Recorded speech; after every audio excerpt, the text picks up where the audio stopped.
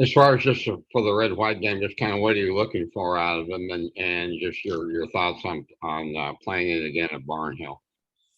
Yeah, Nate. I mean, we're excited to play in Barnhill. You know, it gives us a different environment than what we'll play in all season. So I think that's good.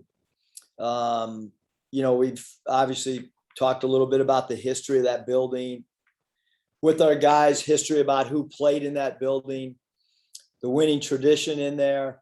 And then what we're looking for is, you know, we're looking for different combinations that might work well together, or maybe maybe some combinations that don't work well together, but just still in an evaluation process. You know, the teams will be divided up, you know, kind of randomly. No first team against second team, nothing like that. We're still completely into the evaluation process with these guys. Is it one where, like, at halftime, you might even switch some guys around? There definitely can be some trades made at any point of the game. Thanks. Hutch? Coach, I think when we talked to you a couple of weeks ago, y'all were dealing with quite a few injuries. How are y'all doing health-wise? Yeah, Hutch, I mean, we're still a little bit banged up. You know, Jalen Williams a little bit limited. KK is close to being 100%, but still somewhat limited. You know, Kamani is now limited with a wrist. You know, I think, and then Trey Wade's out. You know, with not really a timetable. Although, you know, when I say that, it's not going to linger, you know, into much of the regular season. But so that's kind of an injury update. We've had some physical practices, and our guys are really competing behind closed doors. Curtis? Hutch, did you have a follow-up? Yeah, I was just going to say, yeah, Coach, you said you were also going to kind of adjust how y'all's practices were going to go and change things around. How has that gone? Do you feel like you've adjusted well to how your practices are going to go? We have, Hutch. I mean, we went, you know, really, really competitive early on. Then we switched to a lot more execution and trying to do a little bit more teaching along with technique stuff. And then the last couple of days, we've gotten back just, you know, because we do have the red-white scrimmage, we've gotten back to some competitive stuff. And then we'll take, you know, we'll practice today and tomorrow, and then we'll take off Saturday with the football game. I want all of our guys to be at the football game, and with an 11 o'clock start, it makes it a little bit problematic to have a practice that day as well. So it'll give our guys, you know, Saturday to refresh their minds and their bodies, and then come back and compete, you know, Sunday afternoon. Curtis? Coach, we just got a chance to talk to Aldis, and now that you've had him for a few months, what growth have you seen in his game, and what role do you envision for him this season? Yeah, he's done a great job for us. I mean, he's a multi-dimensional player. Curtis, he can play the 3. If we want to play small ball, he can play the 4. If we want him to, you know, if we wanted to play a bigger lineup, he can certainly play the off guard. So he's got great versatility, high basketball IQ player, can shoot the 3, really, really good in transition, good finisher around the rim, obviously being left-handed, a little bit unorthodox when people are trying to, you know, to guard him and so forth. Should be a really good defender, but I do think a lot of this stuff is new for him.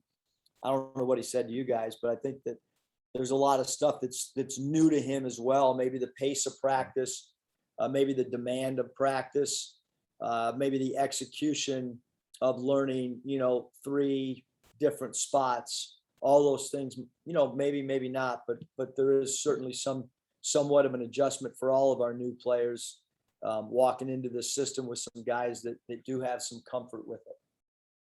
And then I guess piggybacking off what you were saying there about the new guys getting acclimated, when you have a guy like a JD Note who was so good in that 6-man role last year, is that a guy that you consider, you know, maybe starting early as these new guys get acclimated, or is it one of those situations where it's, you know, if it ain't broke, don't fix it?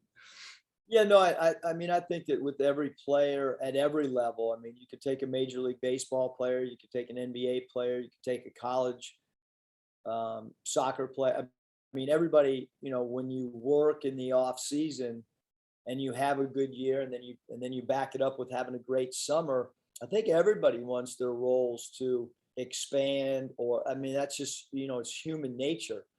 Having said that, I mean, he was, in my mind, the best six man in the country, certainly in a league, recognized him in this league's as good as any league in the country. So I don't know why there would be many more guys that came off the bench and had a bigger impact than JD. So I think it puts our coaching staff at ease, knowing that a player accepted that role and thrived in that role.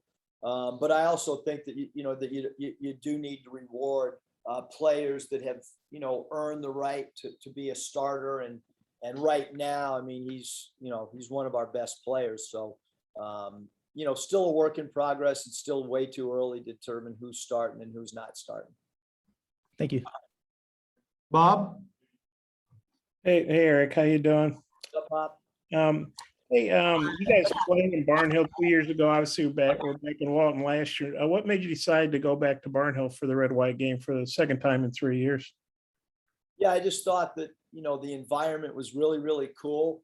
I think that there's, a section of our fan base that has been in there and remembers it and would like to get back in and see a basketball game in there. And then I think there's another group of our fans that have never seen a basketball game in there. And so they might have heard about it through a grandparent or a parent. And so I think that makes it cool and unique. And, look, we still have 2 exhibition games that'll be played in Bud Walton. So we're going to get, 80 minutes of play where we're familiar with the surroundings.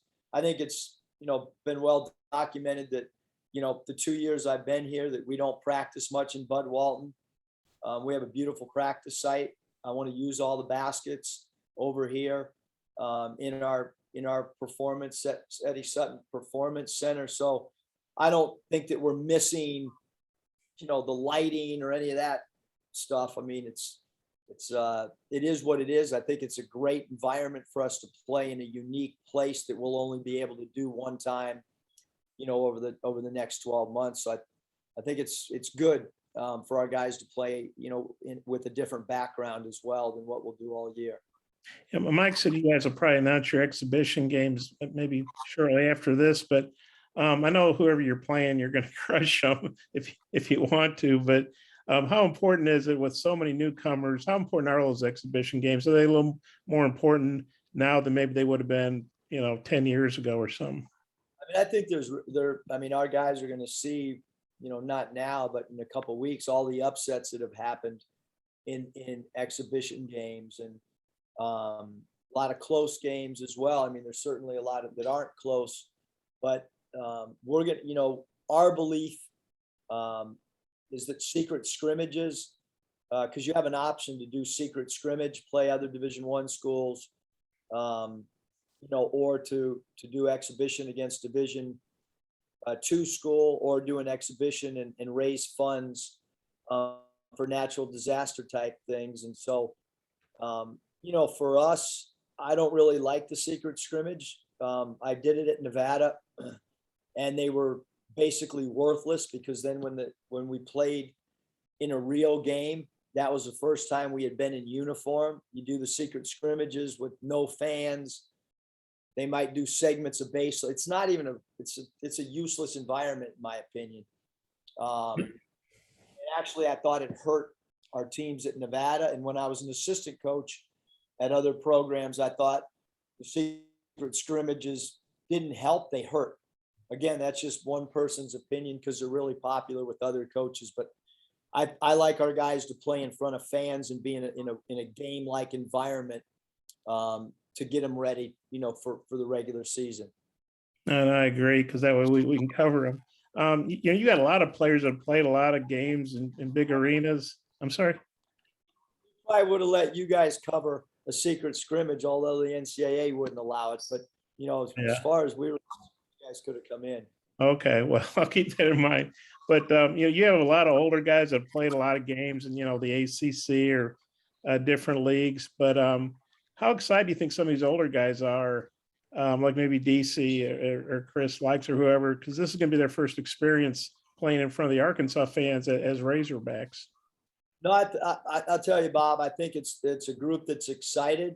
I think we do have some guys that have played in some big environments, but I also think that not necessarily Sunday, but I think opening night, I think there'll be some angst with some guys. I really do. I think that, there'll be some nervous energy for a lot of the new guys. And sometimes that's good. And sometimes you got to temper it. But I think that, the red-white game prepares us a little bit. We'll do a game-like day, meaning, we'll do a walkthrough earlier in the day. We'll have a meal together. It'll be, a little closer in time proximity than a normal day because of a 2:00 start. But I think it's good for all of our guys. The guys you mentioned that Andrew asked you about, they're still a little banged up. Are all those guys going to miss the game, I assume? Like Kamani and KK and Wade, obviously, and is Jalen going to be able to play? Jalen Williams? I think Muss is frozen.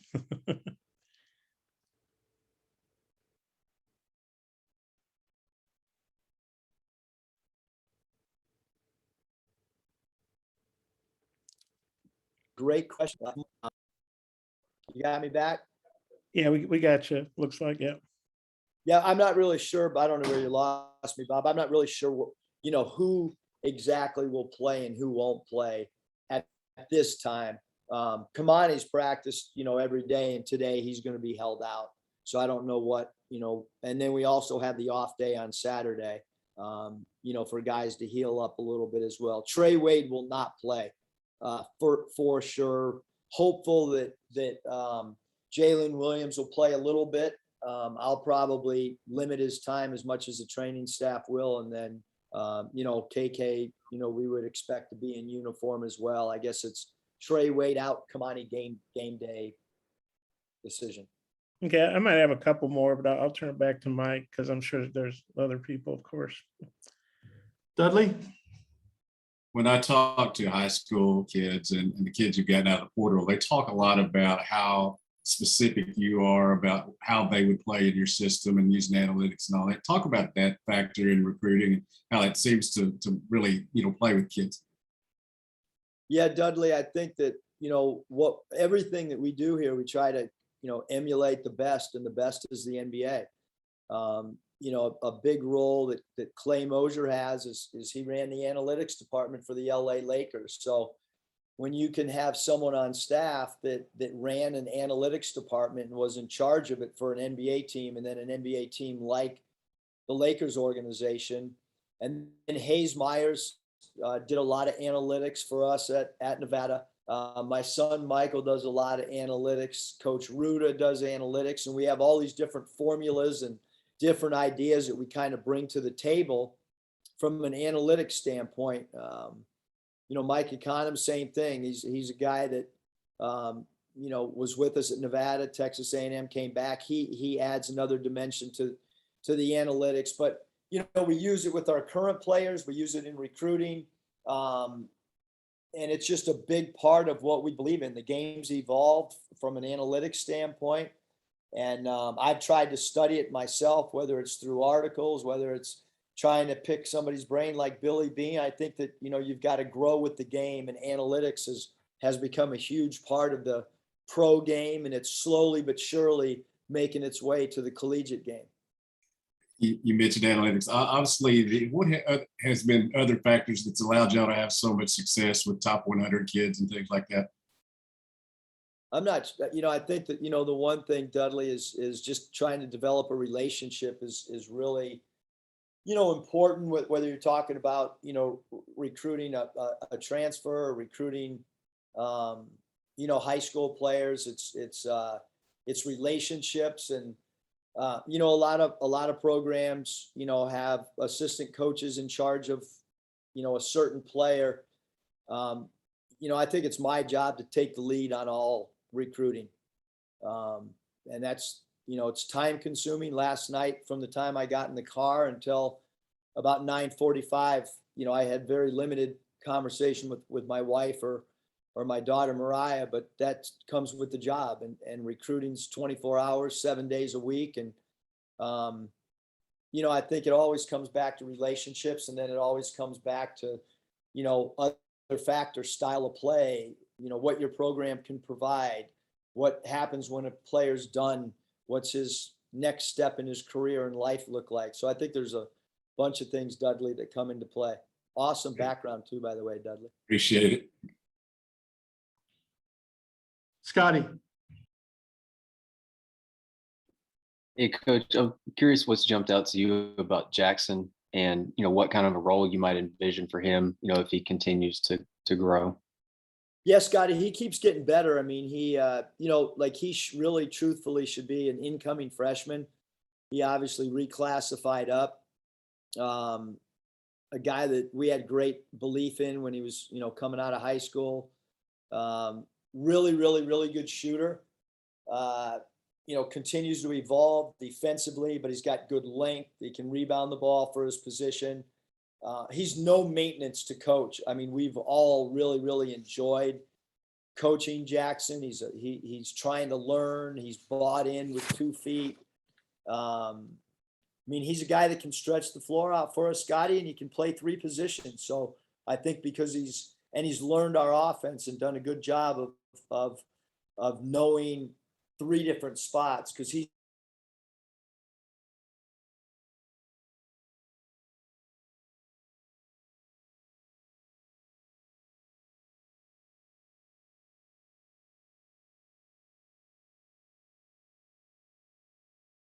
question.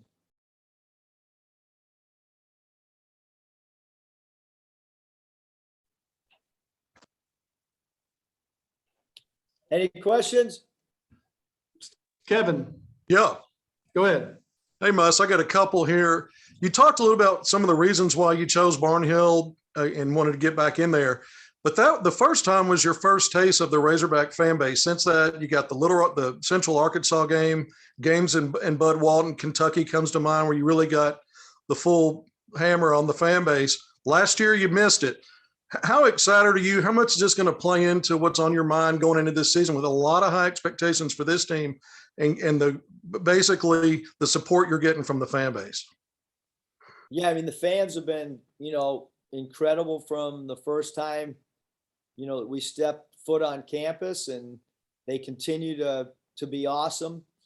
I think we're under, 100 tickets or whatever left to sell out the building, which is, insane to think that we're in a 20,000 seat building and could be looking at a sellout. It's not, most people sell a lot of their tickets from the second week of October, to the first game. And we're quickly hitting a spot where we could be sold out before we even get to November 1. So it's been awesome. We got great fan support. And I know our new players are really looking forward to their first fan experience on Sunday. And then obviously the 2 exhibitions. And then once we get to our first game against Mercer. All right. My second question is about the Pro Hogs. Some of these guys played for you. Have you been able to keep an eye on Isaiah Joe, Moses Moody, and maybe some guys that can help embrace your program like Bobby Portis and Daniel Gafford? And based on what you've seen out of their play, how are you able to use that in recruiting when you talk to prospects? Yeah, Kevin, I think for sure, obviously Bobby's, run to win a championship was incredible to watch. Our staff, we didn't coach him, but we certainly feel like, he's part of the family, or we're part of his family, however you want to word it. And, it was great to have him at a football game. Daniel continues to play well. He continues to improve. Both guys that played for Coach Anderson, and he did a great job developing both of those guys. And, obviously Isaiah, watching him a ton.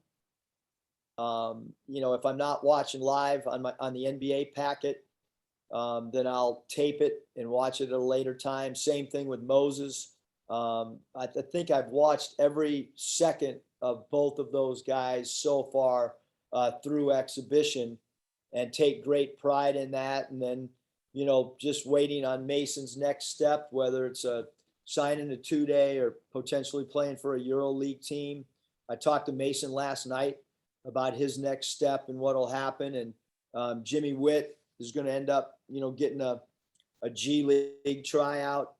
He just got his deal solidified, or is in the process of finalizing that to get a G League tryout. So just, you know, great pride in all the guys, whether we coached them or not. And I think you've got to use it in recruiting. I mean, there's a lot of success stories out there with former Razorback players. Okay, is it breakfast burritos and Reese's for the kids this weekend, or one or the other? You know what, Kevin, I'm glad you brought up Reese's. So Reese's is actually sponsoring, okay, the red-white game. So not often you get a sponsor for a red-white game. I brought these in. Unfortunately, Mike Kaywood decided that we were going to do this on Zoom. Otherwise, I was going to pass all these out to you guys individually. Each media member was going to get 3, but due to Mike, maybe I'll save them for you guys and pass them out on Sunday to everybody around 1:45. Look at Bob. Bob, I know that's why you got up, went into your kitchen. I That's saw right. you in your chair. I got, you know, these are sugar free, so you could pass these out to the kids and help their teeth won't decay as much. Mine's not sugar free. Hey, Scotty, I went, my computer froze. Did I answer all your questions? I don't know whether I cut off when you had asked about Jackson Robinson.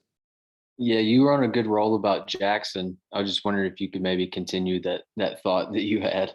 I don't know where you guys lost me, but obviously his ability to play 3 positions, his shooting, stretching the floor, create space for our dribble drivers, you know, evolving as a defender.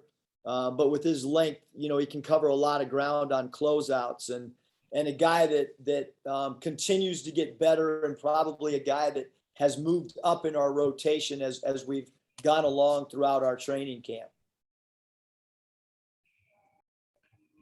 Okay, Coach, appreciate your time. I know you got to get down to the practice floor. Thanks, guys, and be looking for that release on the exhibition dates. Thanks. See everybody at the football game, man.